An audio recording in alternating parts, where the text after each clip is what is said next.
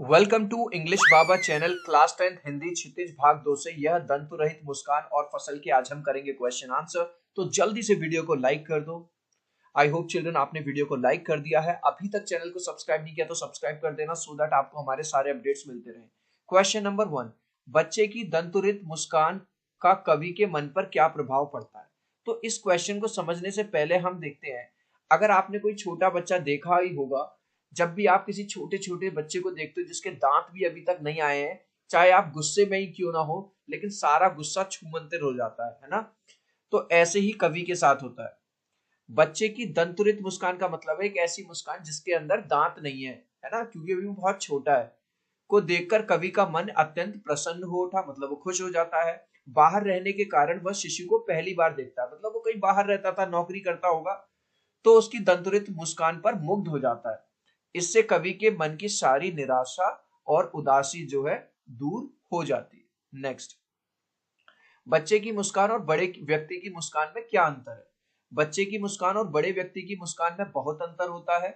बच्चे की मुस्कान अत्यंत सरल, भोली और स्वार्थ रहित होती है। इसके विपरीत एक बड़े व्यक्ति की मुस्कान में स्वार्थ तथा बनावटीपन होता है या नहीं होता। भाई छोटा बच्चा है तो बिल्कुल प्राकृतिक रूप से नेचुरली हंस रहा है, लेकिन बड़े लोग क्या है, बॉस को खुश करने के लिए हंस रहे हैं, चापलूसी के लिए हंस रहे हैं, बनावटी हंसी भी हंस रहे हैं। तो दोनों में अंतर होता है। कवि ने बच्चे की मुस्कान के सौंदर्य को किन किन बिंबों के माध्यम से व्यक्त किया है। देखो, बच्चे की मुस्कान को कवि को लगता है कि कमल तालाब छोड़कर उसकी झोपड़ी में खिल गए। भाई कमल का जो फूल होता है तालाब के अंदर खिलता है, तालाब गंदा सा होता है और कमल बहुत सुंदर होता है। तो कवि को ऐसा लगता है कि जो तालाब है, तालाब की जो सबसे सुंदर चीज है जो कि कमल होता है, वो उसके घर आ गया, मतलब बच्चे की फॉर्म में। बांस या बबूल से सिफालिका के फूल झड़ने लगे हैं। देखो, बांस और बबूल दोनों ही कठोर होते हैं, लेकिन छोटे बच्चे को देख के जो कठोर लोग हैं उनके मन में भी मतलब फूल खिलने लगते हैं, यहाँ पे ये बताया गया है। अब आपको भाव स्पष्ट करना है। छोड़कर तालाब मेरी झोपड़ी में खिल रहे जलजात, तो ये वही वाली बात है पुरानी वाली। कभी ये सोच रहा है छोड़कर तालाब मेरी झोपड़ी में, ये पूरा यहीं से लिया, मैं खिल रहे जलजात का आशय है कि कभी बच्चे को देखकर ऐसा लगता है जैसे कमल तालाब छोड़कर उसकी झोपड़ी में खिल गए हों। अभी मैंने बताया था ना कि तालाब में कमल होता है ना। तो तालाब गंदा सा होता है, तो कवि को ऐसा लग रहा है कि सारी जो खुशियां हैं, सारी जो सुंदरता है मेरी झोपड़ी में आ गई है, क्योंकि ये सुंदर बच्चा मेरे घर में आ गया है। छू गया तुमसे कि झरने लग पड़े, शेफालिका के फूल बांस था कि बबूल। कम उम्र वाले शिशु जिनके दांत निकल रहे होते हैं उनकी मुस्कान मनोहारी होती है। मैंने अभी आपको दिखाया था, है ना, बच्चे बहुत सुंदर लगते हैं। ऐसे बच्चों का स्पर्श पाकर बांस या बबूल भी शेफालिका का फूल झड़ने लगते हैं। इसका मतलब क्या है इस लाइन का, अर्थात कठोर हृदय वाला व्यक्ति भी नरम हो जाता है। जिसको बहुत गुस्सा आ रहा हो उसका सारा गुस्सा छूमंतर हो जाता है और वो भी मुस्कुराने लगता है। चिल्ड्रन, अभी तक यार इस वीडियो को एक लाइक नहीं किया तो प्लीज यार एक लाइक कर देना। आपके एक लाइक से, एक सब्सक्राइब से बहुत मोटिवेशन मिलता है। तो मैं 3 तक काउंट करूंगा, प्लीज वीडियो लाइक कर देना। 1 2 3। आई होप चिल्ड्रन आपने वीडियो को लाइक कर दिया है, चैनल को सब्सक्राइब कर दिया है। नेक्स्ट, मुस्कान और क्रोध भिन्न भिन्न भाव हैं। इनकी उपस्थिति से बने वातावरण की भिन्नता का चित्रण कीजिए। यार कोई सपोज करो तुमसे मुस्कुराते हुए मिल रहा है तो तुम यार खुश हो जाओगे, लेकिन अगर कोई तुम पे बार हर बात बात में गुस्सा करता है, तुम्हें गाली देता है, तो तुम भी गुस्सा हो जाओगे। तो मुस्कुराने वाला स्वयं तो खुश होता ही है, अपनी मुस्कान से दूसरों को भी प्रसन्न कर देता है। वहीं दूसरी ओर क्रोध हमारे मन की आक्रोश और अप्रसन्नता के भाव को प्रकट करता है, और क्रोध करने वाला व्यक्ति अपना खुद का नियंत्रण भी खो बैठता है ना, उसे पता ही नहीं है कि मैं क्रोध में क्या क्या कह बैठा हूं। दंतुरित मुस्कान के बच्चे की उम्र का अनुमान लगाइए और तर्क सहित उत्तर दीजिए। तो भाई उस बच्चे की उम्र 8 से 9 महीने की होगी, क्योंकि उसी उम्र में बच्चों के दांत निकलने शुरू होते हैं।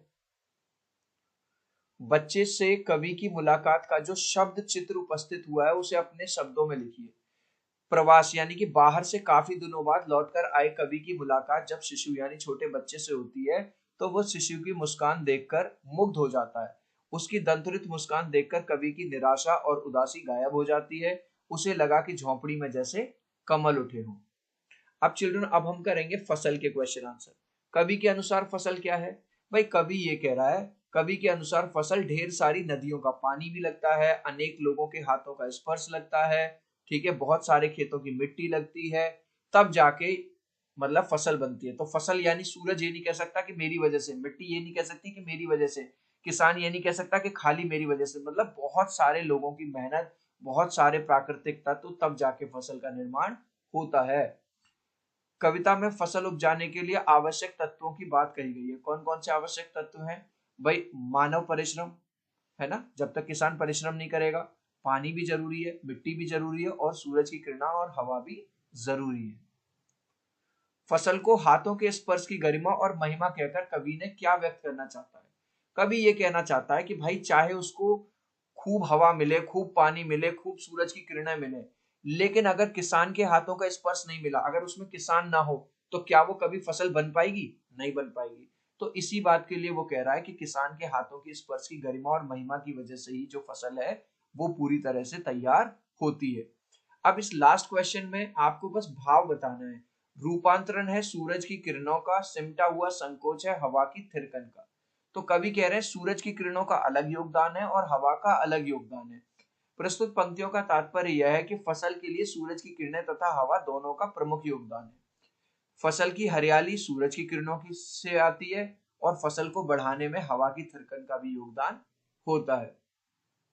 चिल्ड्रन, इस क्वेश्चन का आंसर आप मुझे दोगे कमेंट सेक्शन में, देखता हूं कितने बच्चे राइट आंसर देते हैं। कवि ने किसकी मुस्कान को दंतुरित मुस्कान कहा है? वृद्ध की, युवक की, बच्चे की, या युवती की? आप अपने आंसर में बस ए, बी, सी या डी लिख देना, मैं समझ जाऊंगा। सो आई होप मेरा ये छोटा सा वीडियो आपको बहुत अच्छा लगा होगा। वीडियो को लाइक कर देना, चैनल को सब्सक्राइब कर देना। अब हम मिलते हैं अगले वीडियो में। Bye bye.